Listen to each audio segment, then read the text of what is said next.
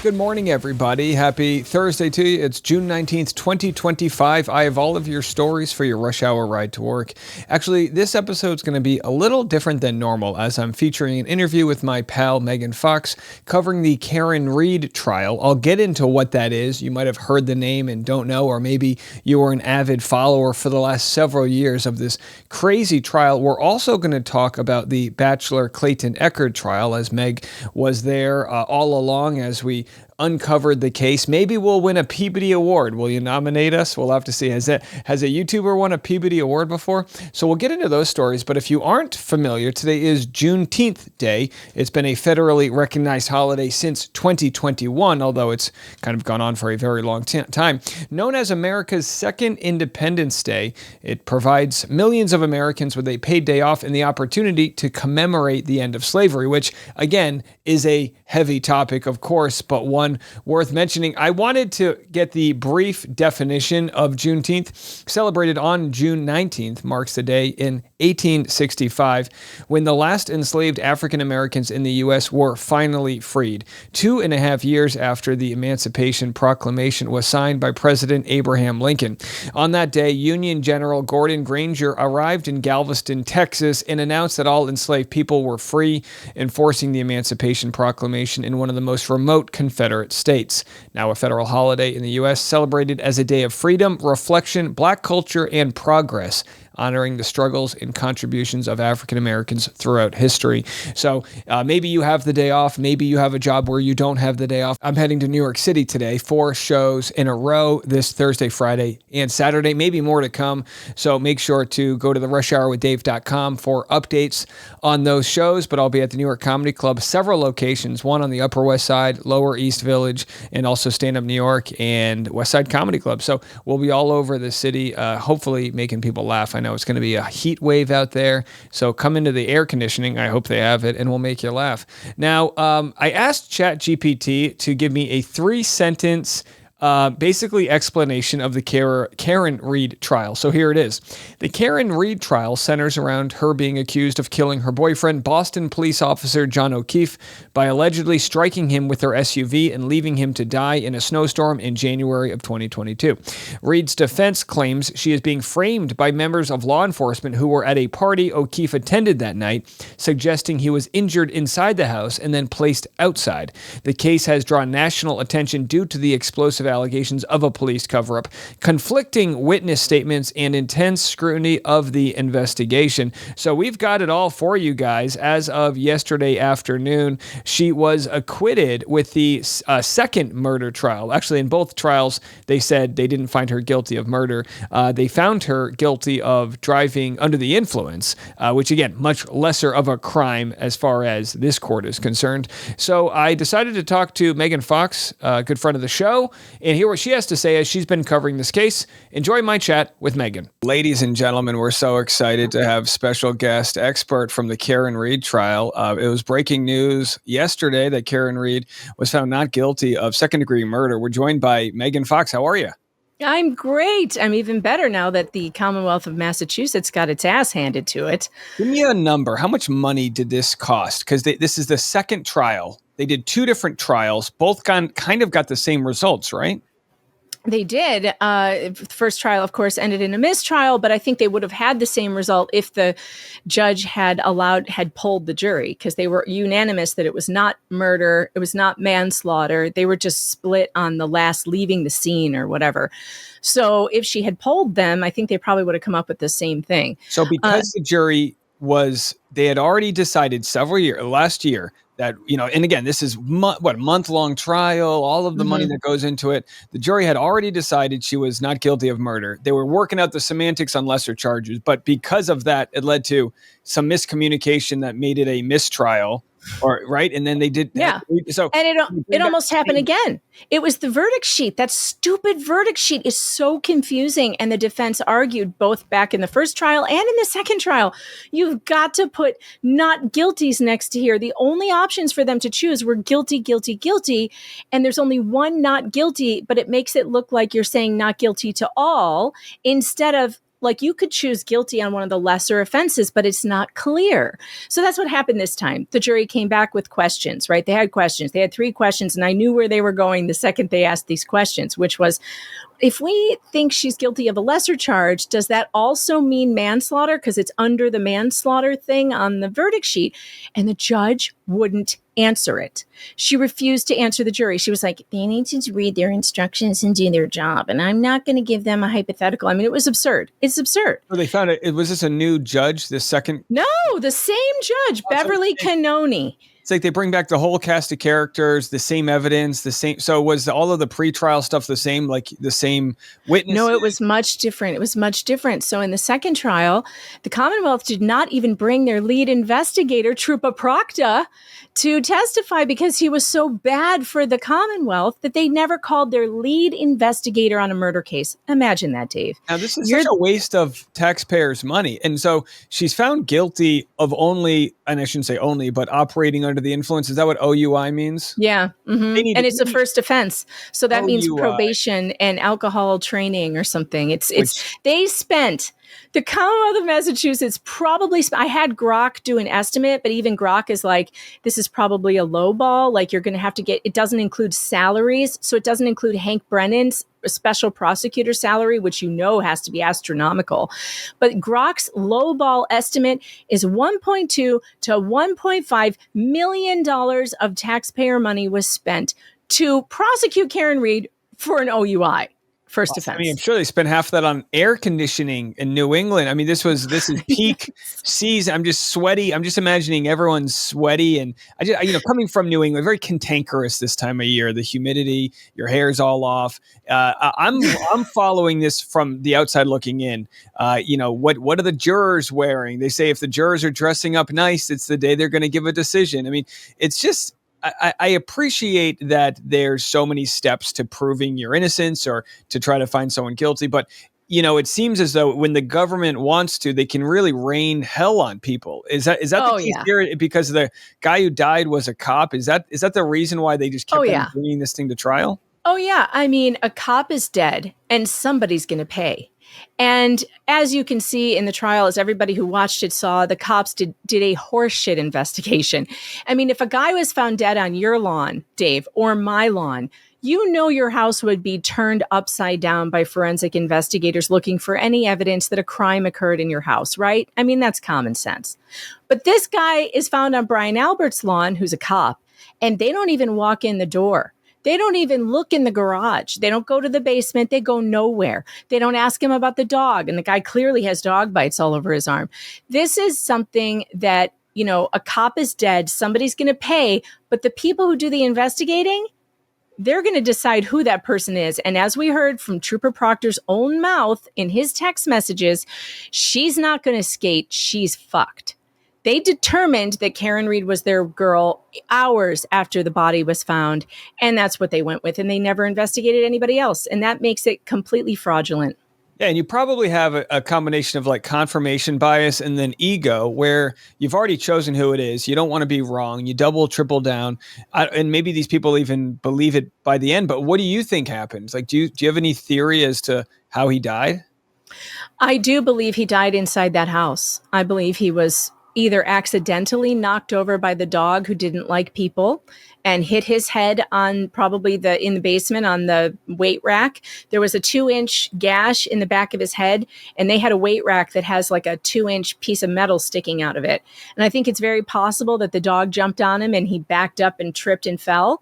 And then they panicked and decided to frame Karen for murder and throw him outside in the house. He did not have hypothermia. He was not outside all that time. His phone temperature never dropped below a certain amount, which it should have if he had been outside that whole time. Well, they had his phone temperature? They had the metadata from the phone temperature? Yes, the phone temperature. That was something that was really telling. The phone temperature should have dropped a certain degree from, being outside in that cold weather, and it didn't. It only dropped for being outside for an hour. Well, he was supposedly outside since 12:45 a.m. till 5 something in the morning. No, there's no way. His body temperature, he had no hypothermia, no signs of hypothermia. That's not possible being outside in a snow blizzard for 5 hours. He was inside. Something happened to him inside that they don't want anybody to know about. They threw out their phones. They broke their SIM cards. They destroyed all the evidence. Brian Higgins drove to a military base and threw out his phone and his SIM card. There's no other explanation for that other than they're covering something up. You know what else Brian Higgins did that was really ridiculous?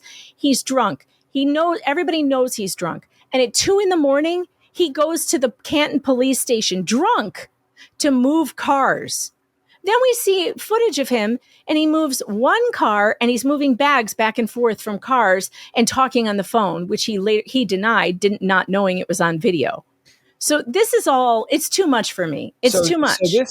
So none of this will be resolved then. But Karen Reed, she's done. She's a free woman. She's probably broke as hell. What do you think happens next?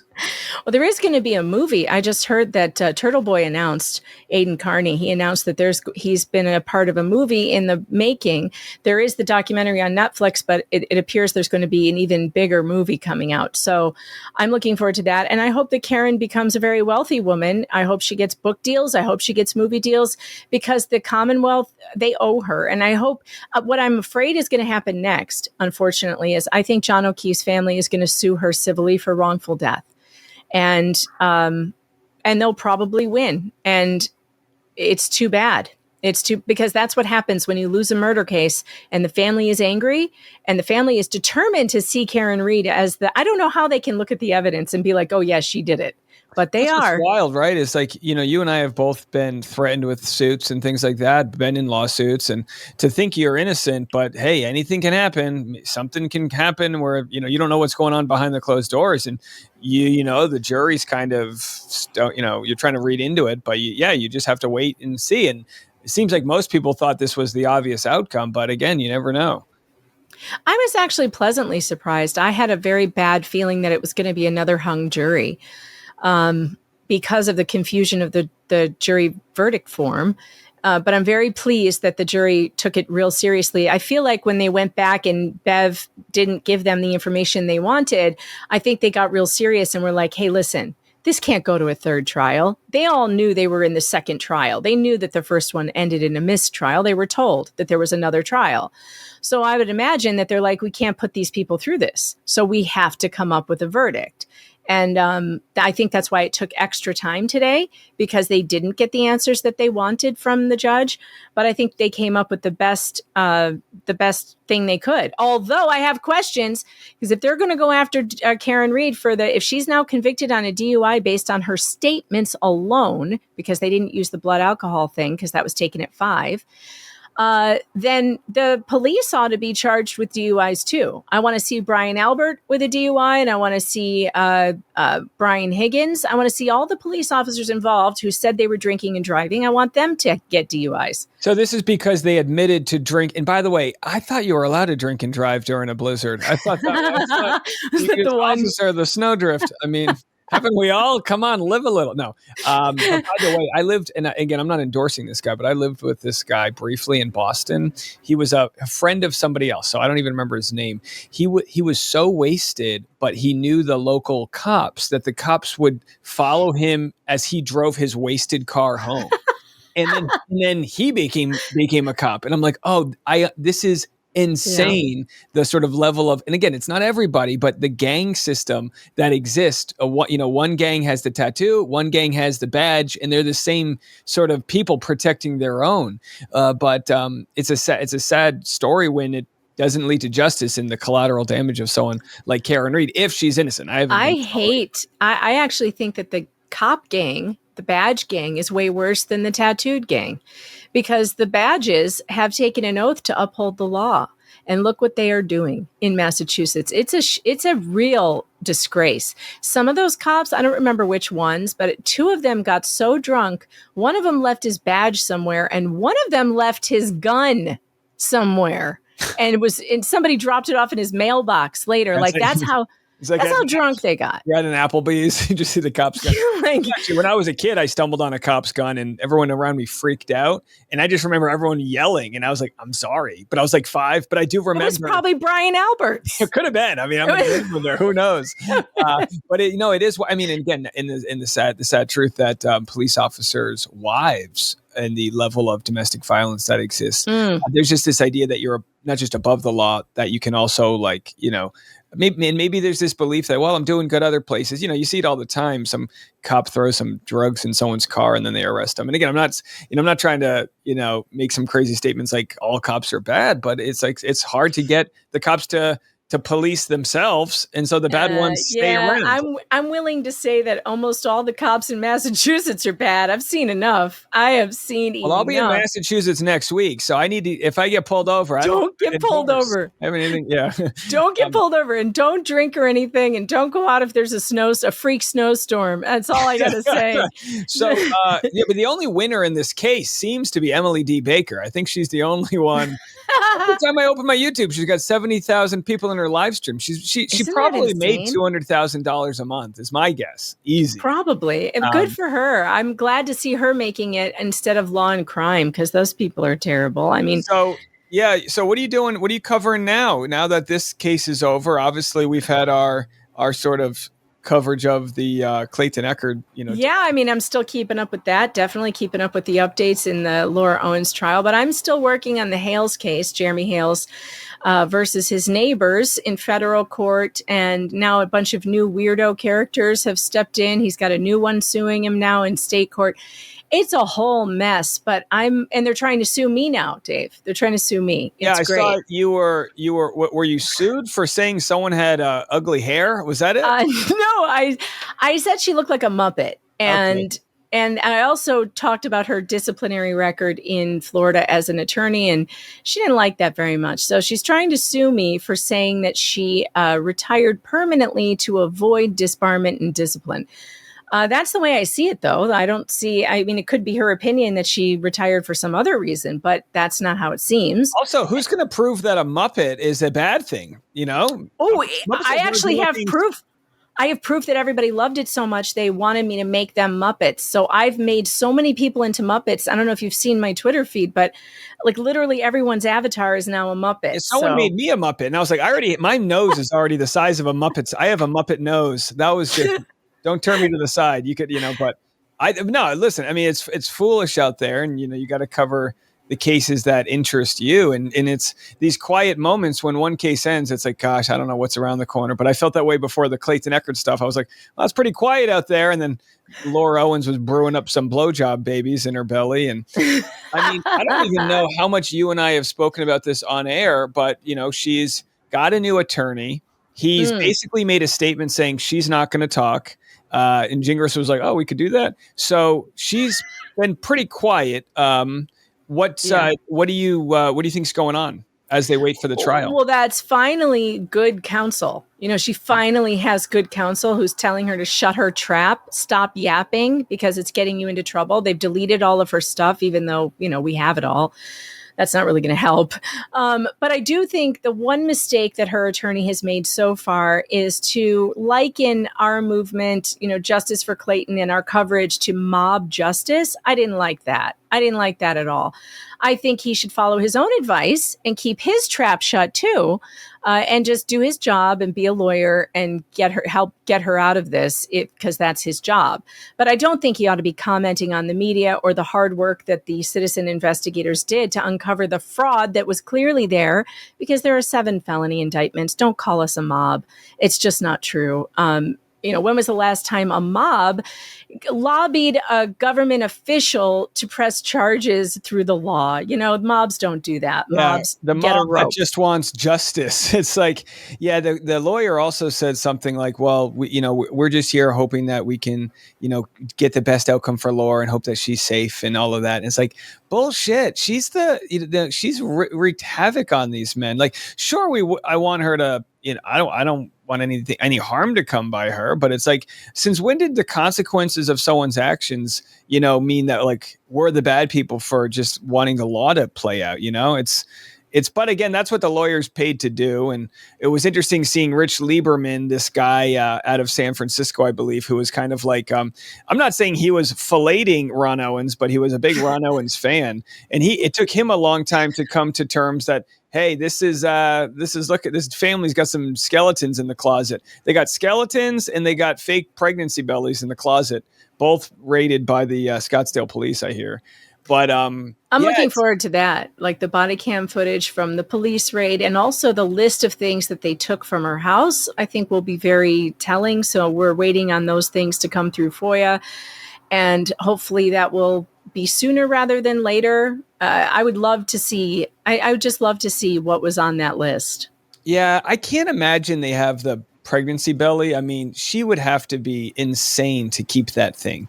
Now, we do know she wore a pregnancy belly in one of her Zoom court hearings, and she had like this flannel shirt over it or whatever she was wearing.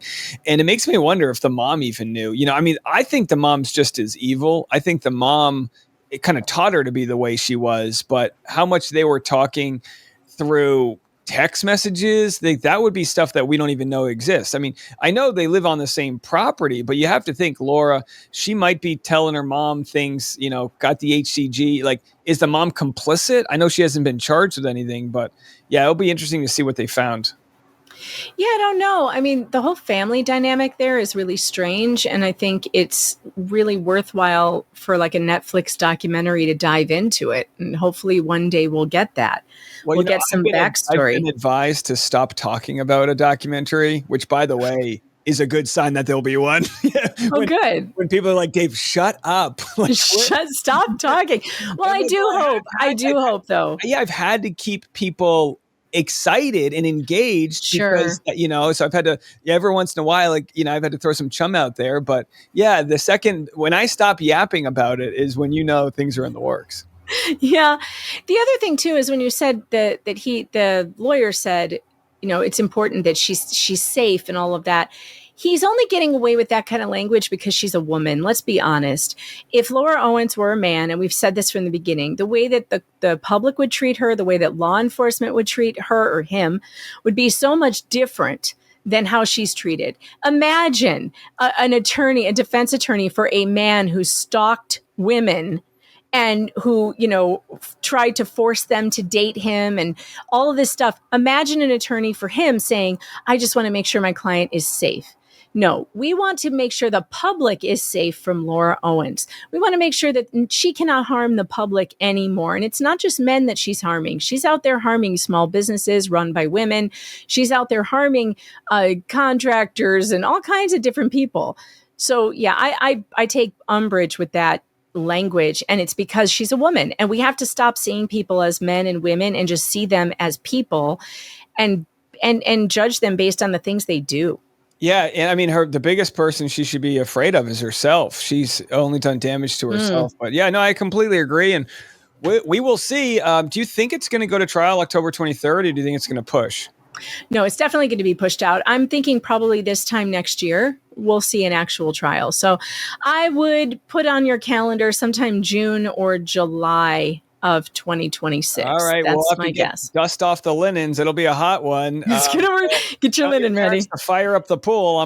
Cannonball Dave is coming over, whether they like it or not. Thanks so much. What's coming up next for you? Oh, you know, the same old, same old. I think I'm going to be writing something about the Karen Read trial, though. I'm going to write for PJ Media about how much the taxpayers are in for the Commonwealth's bad decision to try her a second time. And all they got for it was a DUI. There it is. Megan Fox. We'll link to all of your stuff below, but everyone go give you a gander. And thanks for giving me the update. I appreciate it. Thanks, Dave. Good to see you. All right, folks, I hope you enjoyed that conversation. I'll be back this afternoon. More bombshell news coming out. I actually wasn't sure I was going to be able to make content today as I'm on the road, but we have information from the judge in the Blake Lively versus Justin Baldoni case who says, not so fast, Taylor Swift. You can't go anywhere. Blake Lively wanted Taylor Swift to, I guess, not be a part of this, didn't want to share the text messages. And the judge says, I think we need to see what's in those text messages. So maybe he's a Swiftie, maybe not. But Blake Lively won't be able to shake this off anytime soon. We'll have that story coming on the Afternoon Rush. We'll see you then. I'm Dave. Have a good one, everyone.